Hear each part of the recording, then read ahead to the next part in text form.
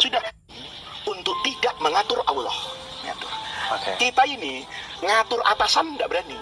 Iya, betul. Ngatur orang tua kita nggak berani, ngatur majikan kita nggak berani, ngatur pejabat kita nggak berani. Tapi ngatur Allah berani kita. Lihat ya, kapan kita ngatur Allah? Ketika kita punya keinginan dan doa.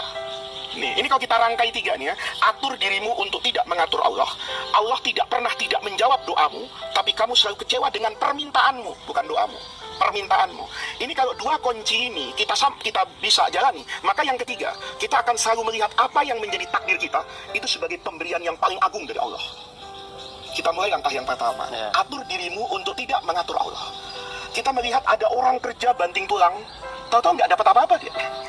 Ya, saya sering naik taksi ya, bro. Saya sahabat saya itu banyak sekali supir taksi. Itu setiap hari handphonenya dia jaga, dia selalu berposisi agar GPS ketika itu di tempat yang ramai. Nggak dapat. Dia sedih begitu maghrib saya naiki. Kenapa Pak? Kok sedih? Waduh Gus, saya belum sampai target. Ada orang yang muter-muter dekat saja di Mega Kuningan tuh muter-muter aja. Sore itu ceria betul. Saya tanya, Bapak kok banyak senyum ini? Alhamdulillah, yang naik tadi itu argonya hanya 15.000. Tapi rata-rata ngasih 30. Ini saya asar, ternyata tanpa saya harus berkeliling kemana-mana, saya sudah mencapai target. Lihat, jangan atur Allah. Saya itu Abdul kadang-kadang berpikir gini loh. Teman-teman saya itu banyak yang jadi politisi. Saya kadang berpikir ya, kayaknya kalau muka saya di close up, ya, ditempel-tempel, itu muka saya lebih market friendly lah. Komeng yang begini aja, itu bisa dapat 2 juta suara lebih. Betul. Kenapa saya tidak bisa?